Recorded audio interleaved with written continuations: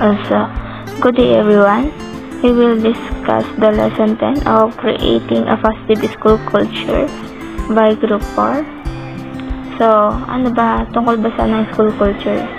About the topic, to create a new culture of change, school principals and teachers leaders must focus on some of the following practices. Defining the role of the school principal, teachers, and the school community through open communication and academic group activities that can serve the needs of particular school community. The meaning of school culture.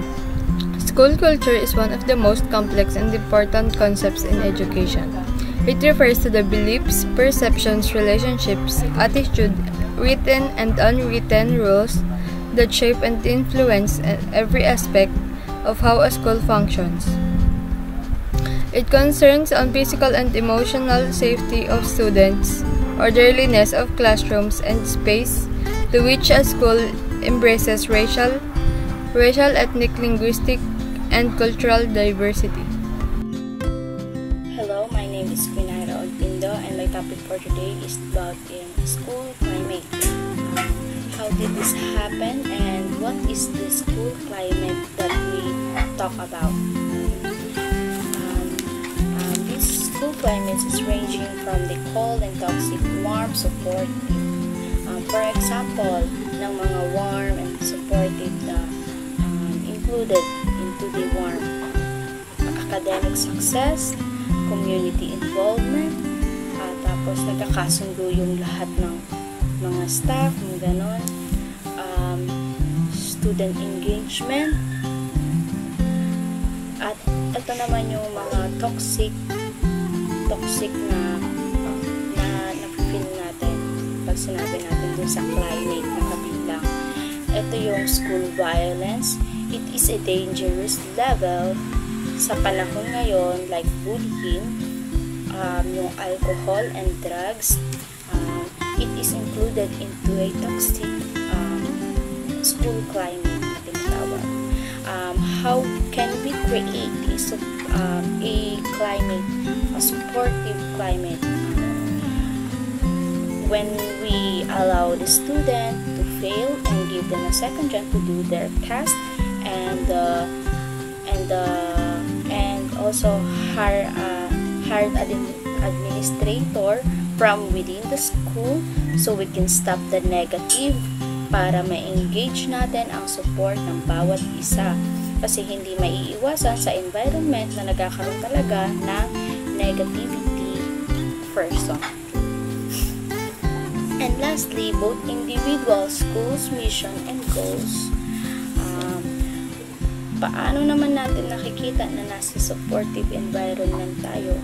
Siyempre, pag lahat ng estudyante nakikipag-engage sa teacher, nagpa-participate, nag-raise ng hand, may natututunan, at safe place, ganon. Pati na rin sa mga staff at ay nakikipag-collaborate with each other. Also, lastly na to, the parent involvement, the teachers seek for the parent involvement and interact meaningful ways. This way, this how you feel the warm and safe place for the school climate. I hope na may natutunan po kayo ngayon sa ating report. After discussing the school climate and school culture, let's proceed to elements of a positive school climate. As the following characteristics, they have 3. First, collegiality, experimentation, and high expectation. First, unahin natin collegiality.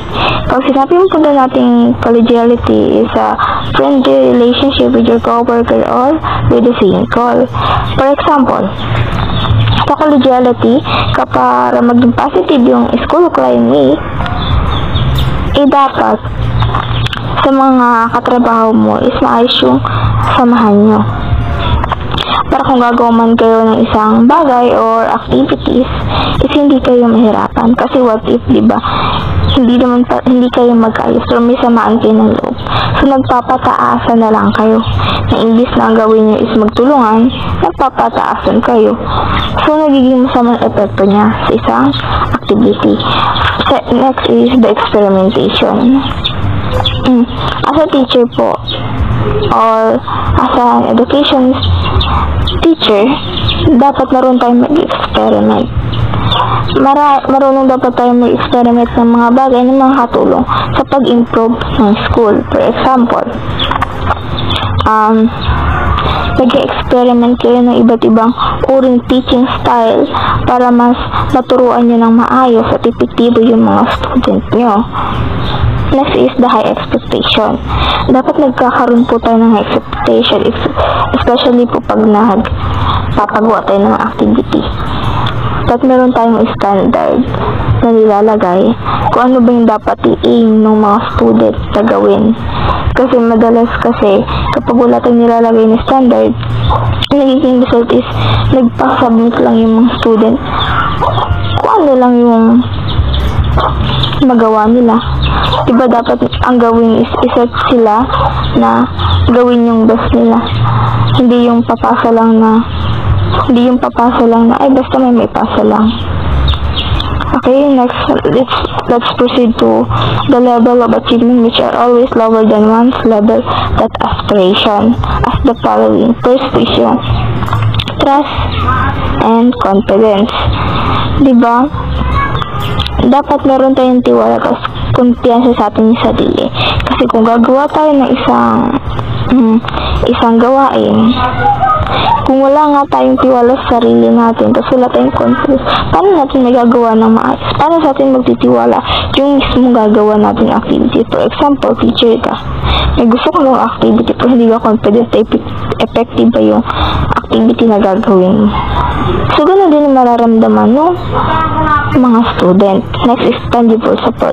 Pag sinabi naman tangible support is ito po yung support sa finance, sa service.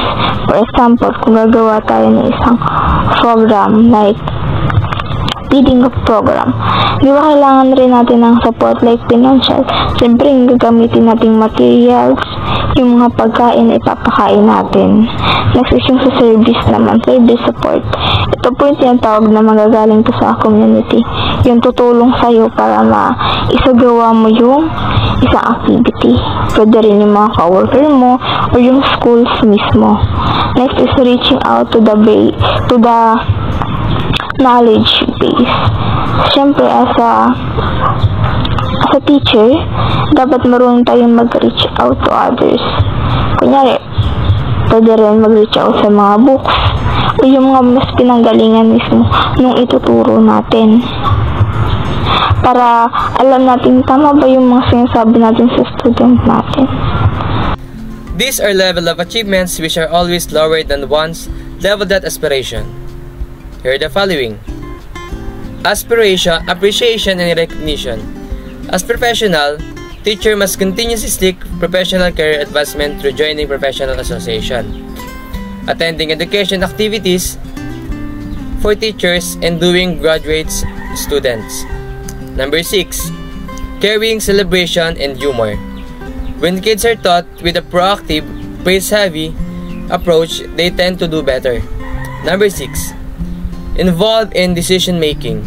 Involve others to share their own ideas to ensure effectiveness. Number 7, protection of what is important.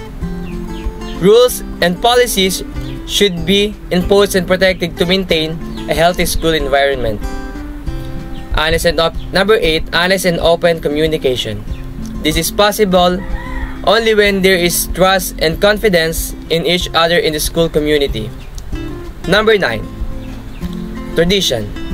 A school culture is not characterized by the absence of gangs, violence, or any form of unruled discipline problems, but by the presence of norms and values.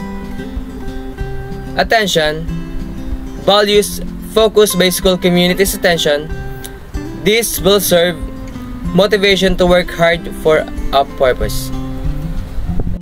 Share norms, teacher and student norms.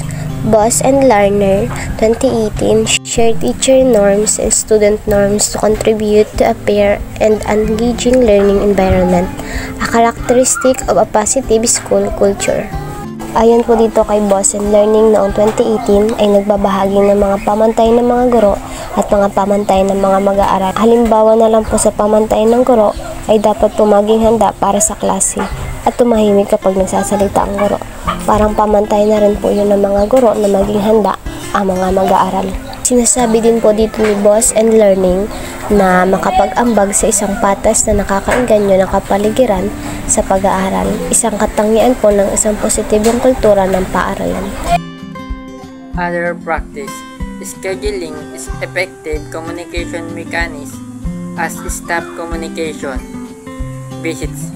Develop forums, staff meeting points, and district release.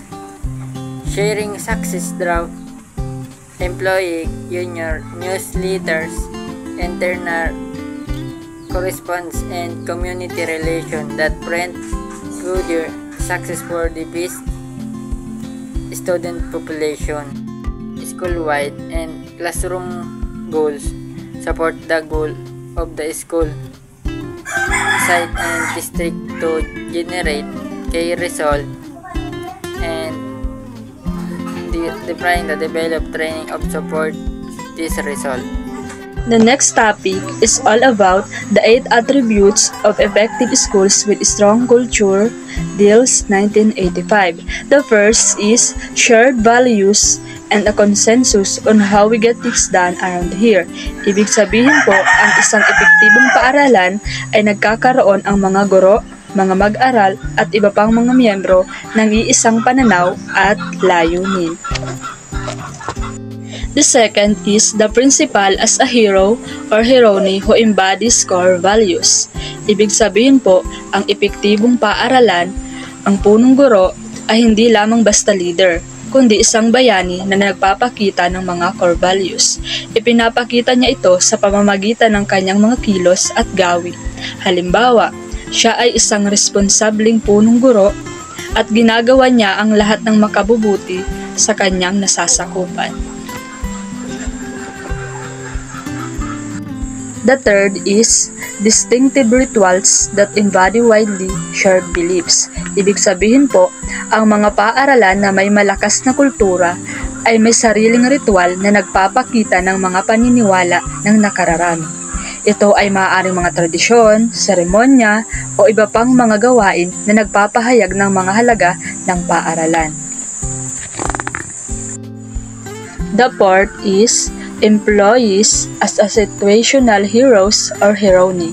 Ibig sabihin po, sa epektibong paaralan, ang mga empleyado ay hindi lamang mga tauhan, kundi mga bayani rin. Sila ay nagpapakita ng dedikasyon at pagmamalasakit sa kanilang trabaho. The next is rituals of acculturation and cultural renewal. Ibig sabihin po, ang rituals ay nagbibigay daan sa pagbabago at pag-unlad ng kultura sa paaralan. Ito ay maaaring mga selebrasyon, pagdiriwang o iba pang mga aktibidad na ginagawa sa paaralan. The next is significant rituals to celebrate and transform core values.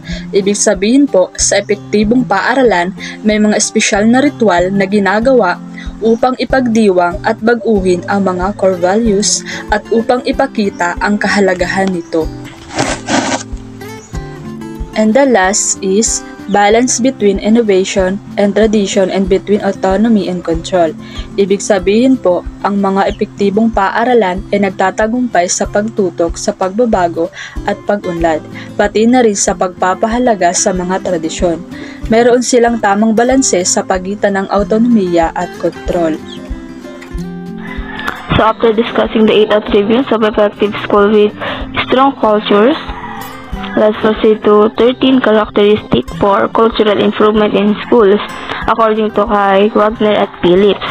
First is yung una sa 13 is collegiality. Ito yung friendly relationship with your coworker. Next is efficacy. When you say efficacy is yung parang paano nyo ba ma-aim yung goal nyo?